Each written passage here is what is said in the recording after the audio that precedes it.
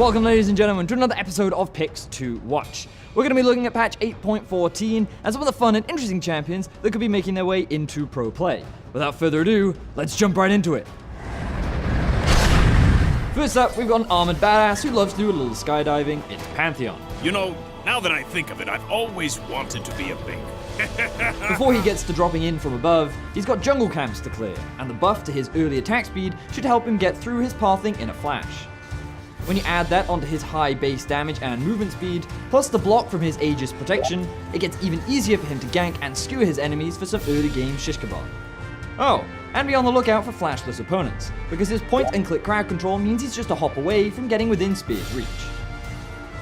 As if this wasn't enough, the Artisan of War gets even more useful at level 6, when his semi-global ultimate becomes a great tool to drop in and even the odds when skirmishes and fights break out. His main damage abilities scale incredibly well, meaning he doesn't need that many items to cut his enemies down to size. Speaking of items, Pantheon's build path is straightforward but fairly flexible. He'll always start off with a warrior enchant, which can be followed up with a black cleaver, guardian angel, or Sterix gauge, depending on what the game calls for. Pantheon's built to pack a punch in the early game so that he can start rolling into a spear throwing snowball.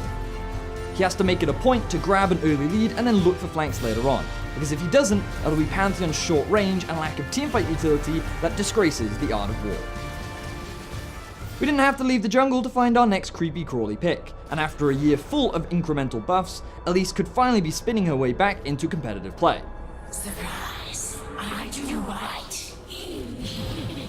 With AD heavy compositions finding a niche in the meta, Elise could add some much needed AP damage to the team profile while not sacrificing too much utility in the process. The Spider Queen's early game should send shivers down the spines of her opposition, especially due to her ability to weave creative gank paths and control objectives with her Repel and Cocoon. Thanks to her venomous early game damage, she pairs exceptionally well with shoving laners, who can join up with her in the enemy jungle to make sure any foe caught in her web is a dead man. Elise has also been the beneficiary of buffs to Runic Echoes. The increased ability power and cooldown reduction means she can easily pump her targets full of toxin before wrapping them up and finishing them off with a fatal bite. Full AP itemization is the norm on her, so expect to see Morella Novikov, the flat magic penetration, followed up by Azoni's Hourglass to keep her from getting immediately squashed. Similar to Pantheon, Elise falls off in the late game due to her poor scaling and glass cannon build. However, her Cocoon can always set up a silk-laden pick, while pesky use of her Repel can buy time for her team to arrive, helping her avoid what would have been a certain bug splat. After having finally gotten the bogeys off his tail, it's time for Corki to come soaring back onto the rift. While his Gatling gun did get a big buff this patch, it's how shallow the mid lane champion pool is at the moment that makes this the perfect time for the Flying Yordle to return. If players are looking for a barrage of mixed mid-game damage while still being able to pressure the lane early, Corki fits the bill. The daring Bombardier is known for his early push prowess, but it's his ability to drop phosphorus bombs, fire rockets, and level structures later on that makes him an ace pilot.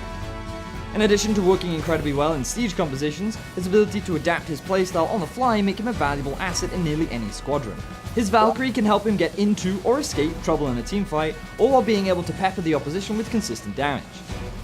When you add his package into the mix, Corki's mid-game takes flight, as he can easily roam for a surprise strafing run, or even use it to push side lanes before making his daring escape. His build revolves around his Trinity Force timing, which is what gives him such a huge mid-game boost. But after that, popular pickups are a second item Storm Razor, followed up by a rapid fire cannon for a shocking amount of damage. Corki may be able to dive bomb the enemy, but his complete lack of CC paired with his shorter than average range means that he needs to choose his dogfights carefully, or he'll risk crashing and burning. That does it for this episode of Picks to Watch. If there are any fun or interesting champions you think could make their way into pro play, be sure to go down into the comment section and let me know. Thank you for watching, and I'll see you in the next one. Sparta, what is your profession? Oh, oh, oh.